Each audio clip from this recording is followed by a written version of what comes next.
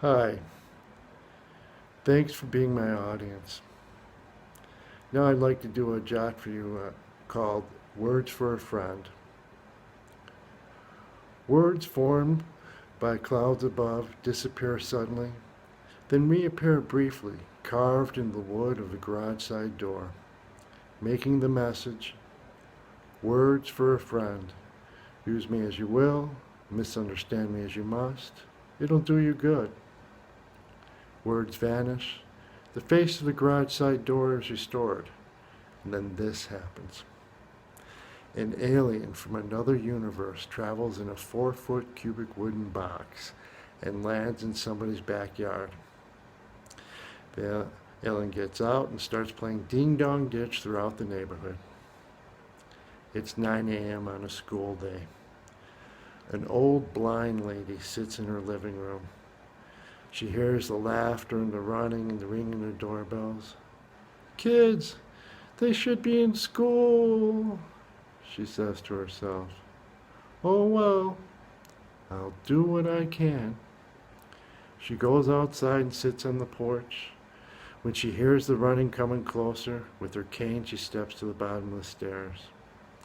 Turning to face the porch, she stands holding the rail and waits.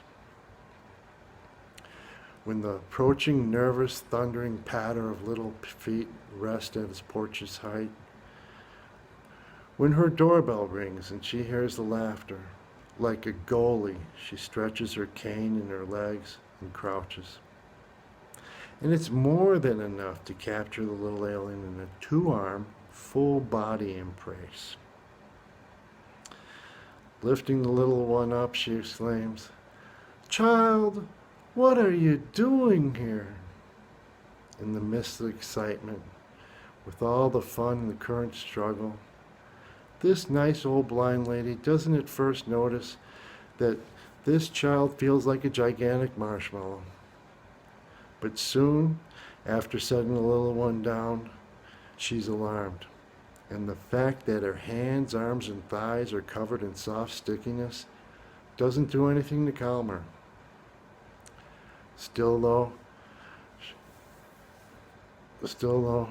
she remembers being a kid and there finds the strength to be firm and provide direction.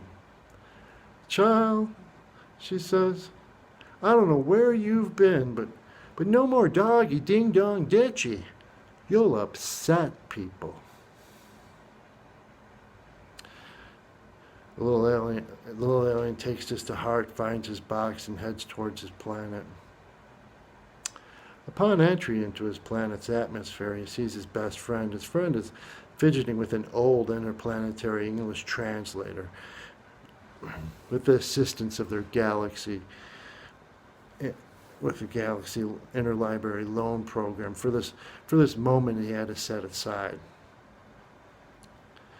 Wah! Wah! Wah!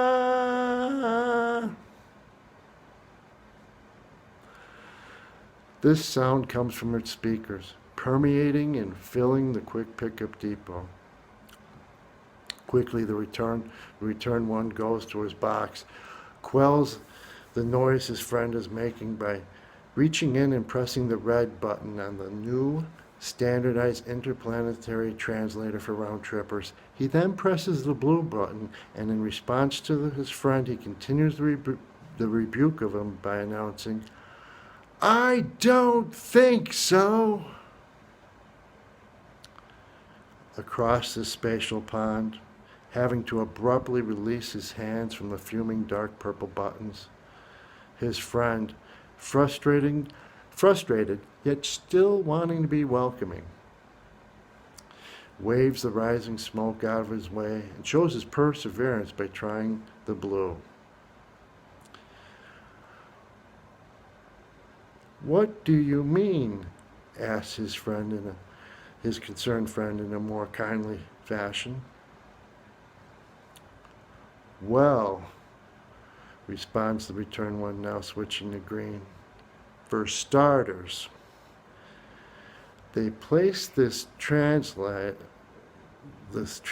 so that as the this cramped transport box meets vacuous lumps in space, the device jousts about and periodically stabs me in the back.